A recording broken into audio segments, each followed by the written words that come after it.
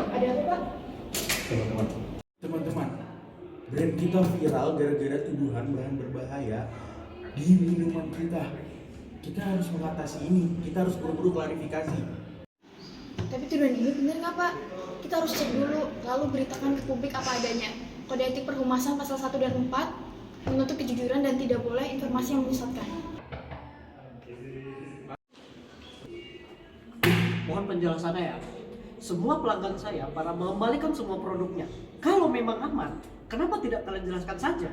Sabar Pak, kami sedang menyiapkan pernyataan terlebih dahulu. Bapak dimohon Bapak harap sabar. Apa? Sabar? Kalau begini terus, semua pelanggan saya akan hilang dan reputasi saya akan runtuh.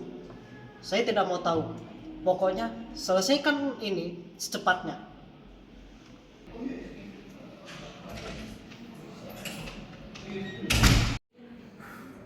Kalau kita terlalu jujur, perusahaan kita bisa bangkrut.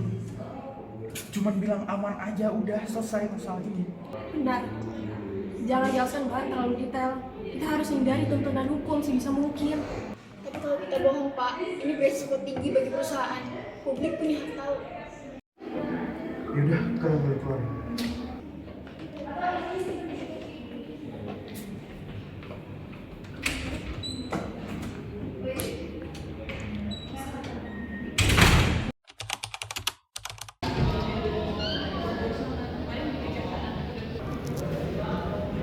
Lagi dokter.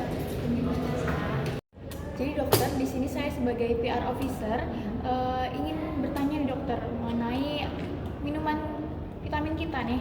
Jadi di sini terdapat kandungan Hesatil B. Apakah dari sisi kesehatan aman untuk dikonsumsi sehari-hari?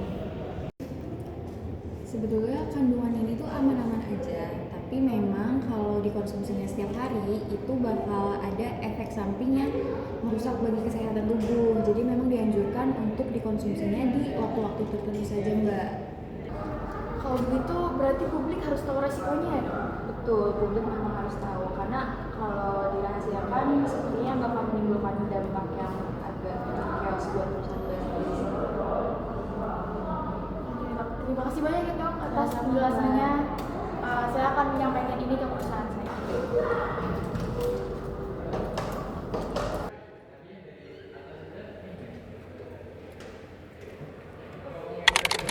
Jadi Pak, ini adalah hasil konsultasi kemarin saya ke dokter untuk mengetahui apakah bahan Hesatil B ini aman di Nutrivita kita. Dan ini hasilnya.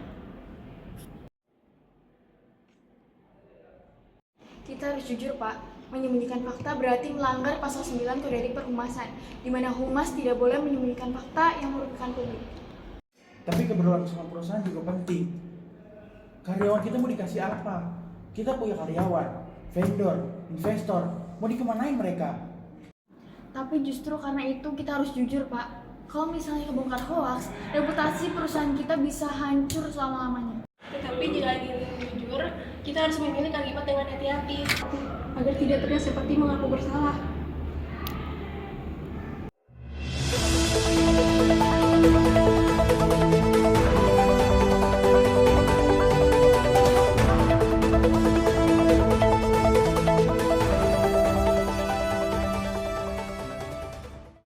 Terima kasih teman-teman media dan jurnalis yang telah datang pada konferensi pers kita kali ini.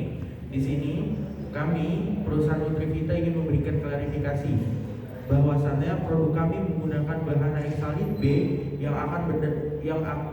aman berdasarkan dosis tertentu, namun tidak dianjurkan untuk konsumsi secara berlebihan. Mungkin selanjutnya akan kita serahkan ke PR officer kami, yaitu Ibu Tasha. Silakan Ibu Tasha.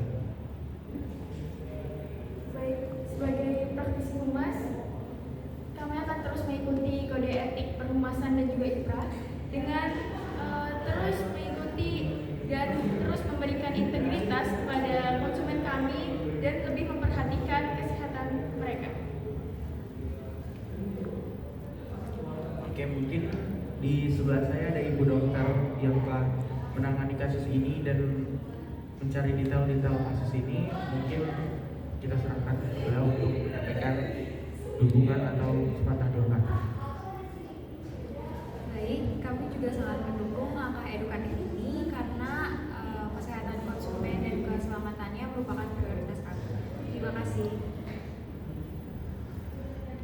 Baik, sekian konferensi pers kita kali ini. Terima kasih untuk para hadirin, wartawan dan jurnalis yang telah datang. Kami memohon maaf atas kegaduhan yang telah terjadi. Wassalamualaikum warahmatullahi wabarakatuh. Saya sangat menghargai langkah transparansi kepada Nutrivita. Ini membantu kami untuk memberi edukasi yang benar kepada pelanggan. Semoga perusahaan lain juga belajar. Mitra butuh kejujuran, bukan hanya sekedar produk. Setelah menghadapi krisis ini, saya cukup tertekan karena pada saat situasi saya harus mengutamakan perusahaan, namun juga harus bertanggung jawab pada publik. Saat itu saya benar-benar merasa ragu gitu, benar atau tidak ya langkah yang saya ambil. Namun ketika perusahaan meminta untuk terbuka, saya menjadi lebih tenang karena saya telah menjalankan tugas saya sesuai dengan etika profesi di Surabaya. Saat diminta dibuka, saya merasa bertanggung jawab untuk memberikan informasi yang sesuai dengan fakta. Tapi di sisi lain saya juga merasa khawatir bahwa informasi yang saya sampaikan bisa saat ini salah digunakan oleh perusahaan.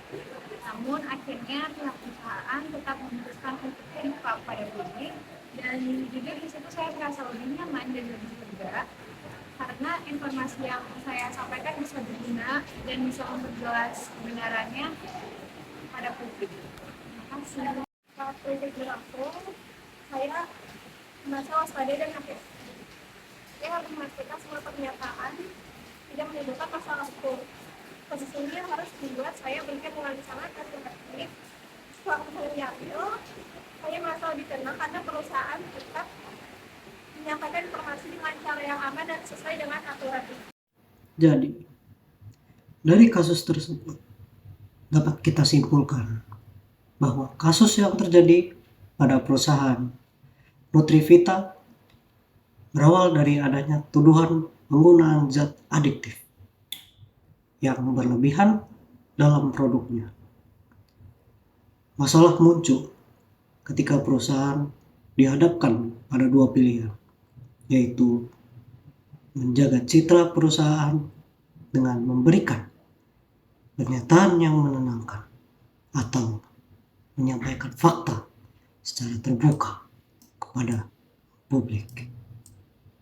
Situasi ini mencerminkan dilema yang sering terjadi dalam praktik public relations di dunia nyata. Tekanan dari manajemen, risiko penurunan penjualan, dan potensi masalah hukum seringkali membuat praktisi PR berada pada posisi yang sulit. Dalam kasus ini, tim PR akhirnya memilih untuk bersikap transparan.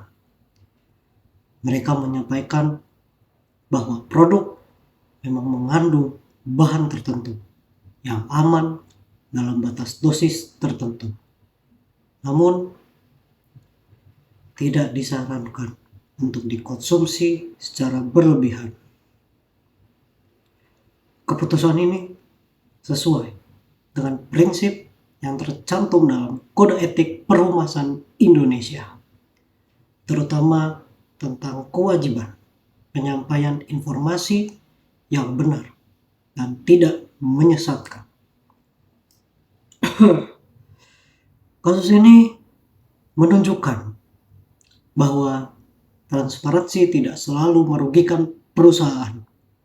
Justru dengan memberikan informasi yang jelas, perusahaan dapat menjaga hubungan jangka panjang dengan konsumen dan mitra bisnis.